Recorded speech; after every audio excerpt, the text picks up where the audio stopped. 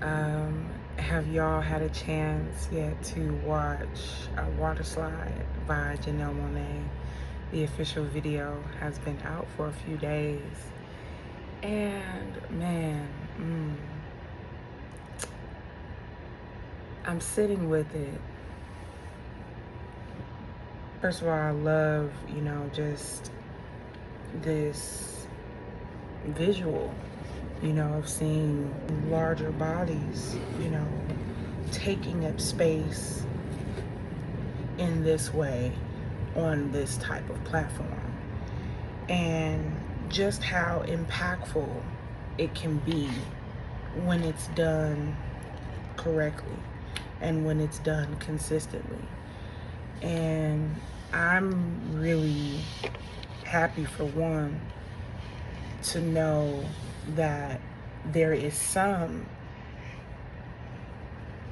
and I say some visibility of fat black bodies in the age of pleasure. And I think it's important that those bodies are there.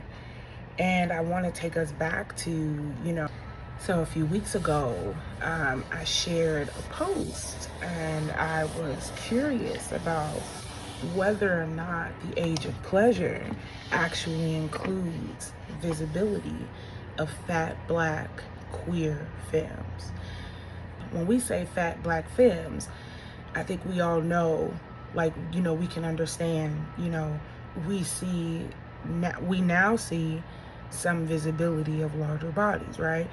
But the specificity of fat black queer femmes, meaning in the fantasy of Lipstick Lover, which I think captivated all of us, right?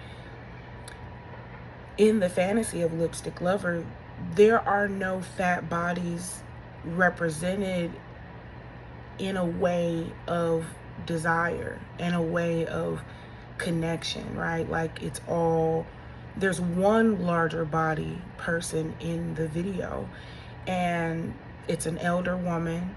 And I think that, it's important to give artists, a time to just be with their work when they first share it, right? Like there's no need to jump into this space of like reacting as soon as something comes out, especially in the terms of analysis or critique of the experience. And I think a lot of what gets lost in the conversation, especially when we're looking at this analysis of why are fat black women absent from so many narratives, a defensiveness is automatically assumed of the person asking or of the people asking.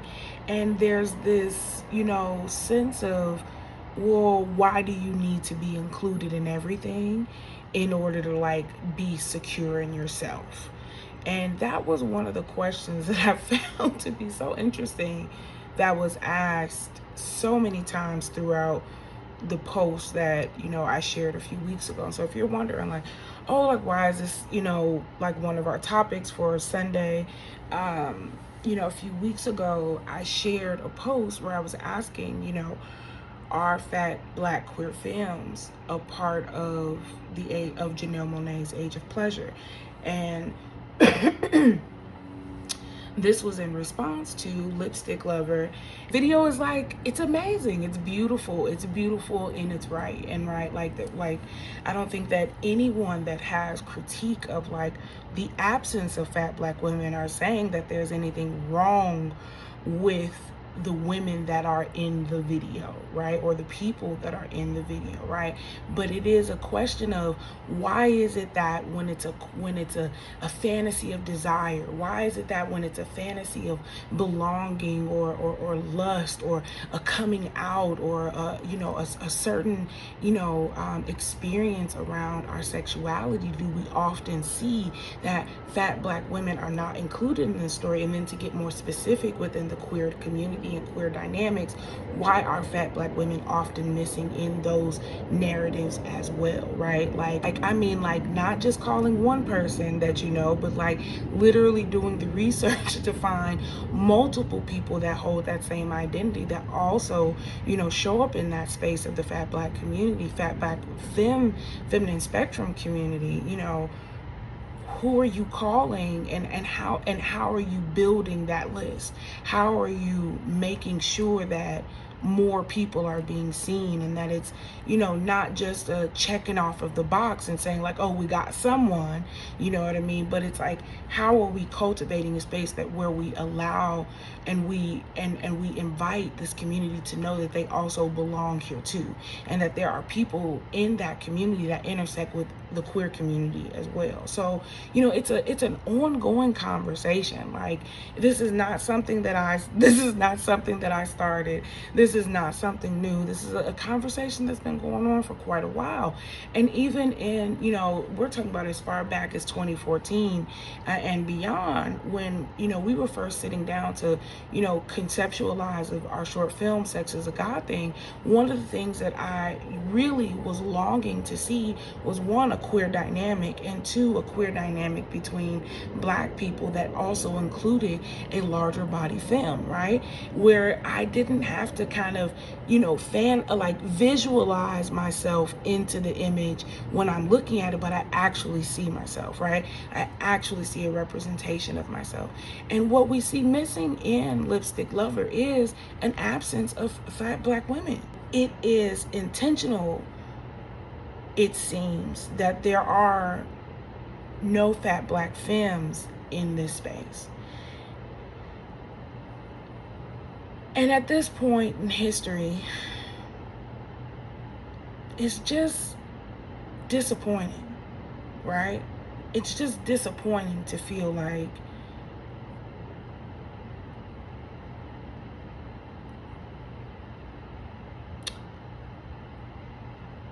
it's an afterthought.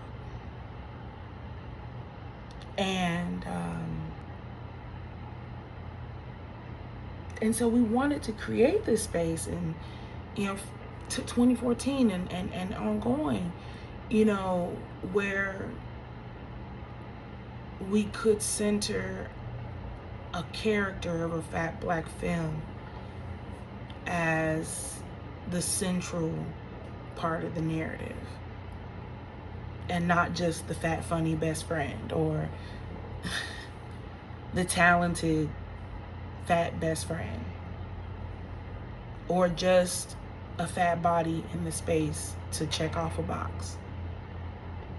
And so I implore you all, you know, I to, you know, really consider that we can absolutely love something and still have questions. And that's hard, you know what I mean? Like, because we're not in a space of like trying to like call somebody out, or like, you know, cancel them, or you know what I mean, or like put people in this space where they feel like, you know, their work is, you know, up for question in a way that like invalidates it in some way. That's not it at all. But it's like, you know, where are the spaces to be able to question what is obviously missing, and what's the impact of that experience or that narrative being missing? And not just the impact on like your views, but the impact on, you know, from a media literacy standpoint, like how does that then translate to the people that are watching, right? Like, what does this then communicate? What does this then mean? What does this then mean we hold valuable?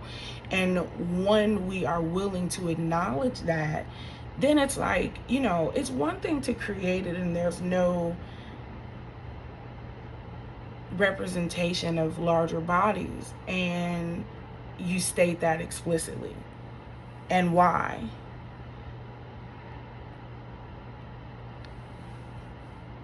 Because people still loved it, even though they couldn't see that they weren't in the visual to begin with. But when it was highlighted that we were missing, glaringly obvious.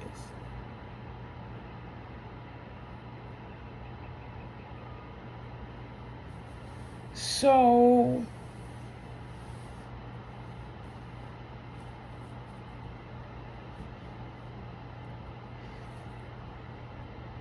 I mean, there were so many comments in the thread originally where folks were like, I can't even.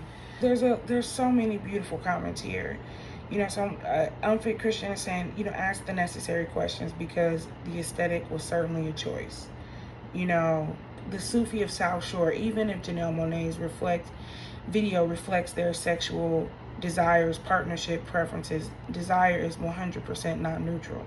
Moreover, I don't know any community of black queer people that has zero black fat femmes to point where glaring omission is justified.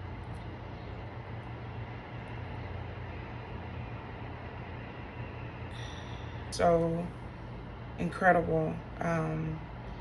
The erasure is so prevalent that it almost forces you to accept it and move on past it as a normalized thing.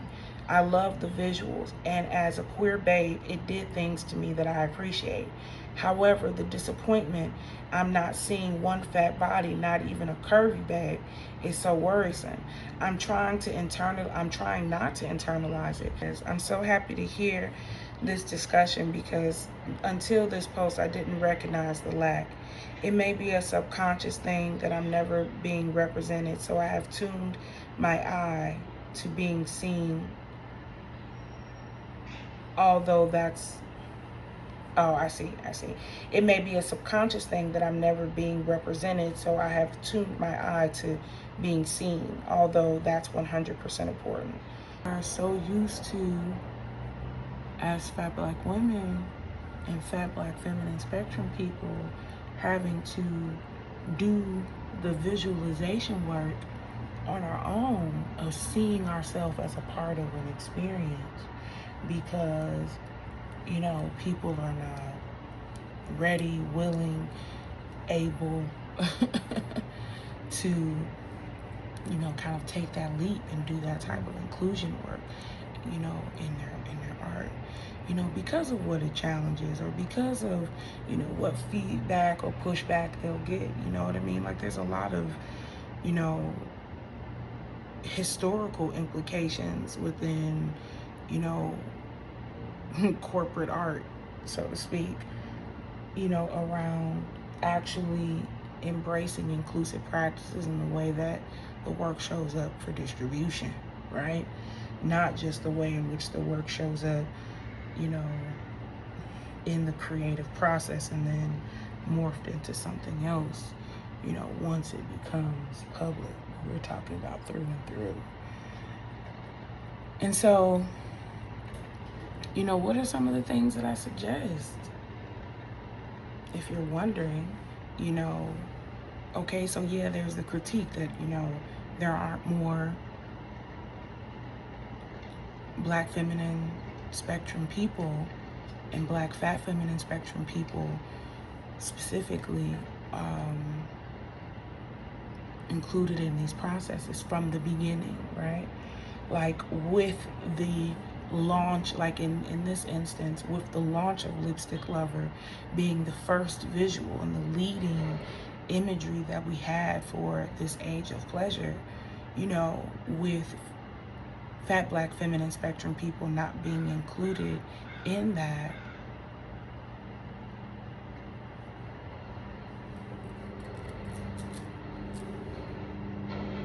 as the leading visual, right? And so what would I suggest in this case for artists? I would suggest, one, you know, it's not just, you know, fat black femmes that are in the space, but, or the only identity that we're like, you know, hoping can be included. And the thing is, as the people who hold those identities come forward, more inclusion is possible. And as people do more reflecting on the communities around them, seeing who is there and who's absent or who's just there, right? Being able to say, okay, well, what are the other identities or experiences that may be necessary to communicate in this space? And then, having people in the space that can actually provide comprehensive care for those people, right?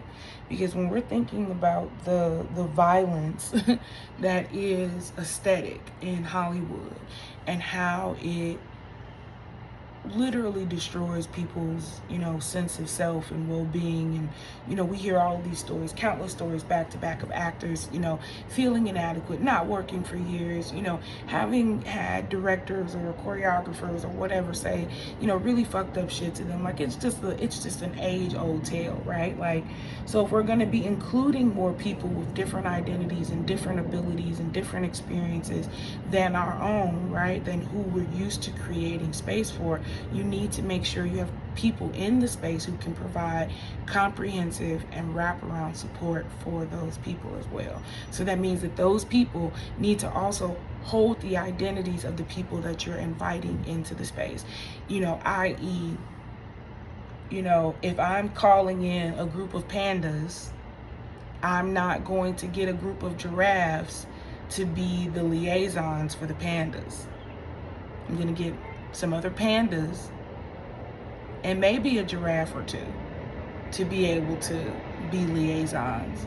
And the panda that's on the liaison team is likely gonna know or be able to have shorthand style communication with the pandas that you have available to make sure that everyone's needs are met, right? And to make sure that something hasn't gone, oversight, because it's not your normal lens or experience that you're used to operating from. So of course you're going to miss things when it's not your experience, right? But that's why you have to have other people in the space that reflect the identities of the work, that reflect the identities of the people and the community that you are wanting to reach with your work. Talk to your people. Talk to the people that love your work, and talk to the people who have questions. And you may not always like the question. Like, I had a question come in, or a critique, and there was no question. Let's just say that. There was a critique and no question. And, I was like, okay, is this intended to be like, standalone feedback, or are you actually attempting to like grow and learn from this space? You know what I'm saying? And I think that's always reasonable, because like every piece of critique is not worth responding to, right? But not being able to respond to critique at all starts to diminish you as an artist, right? It starts to diminish your capacity to have an intuitive and guided relationship with the people who you're creating for and with.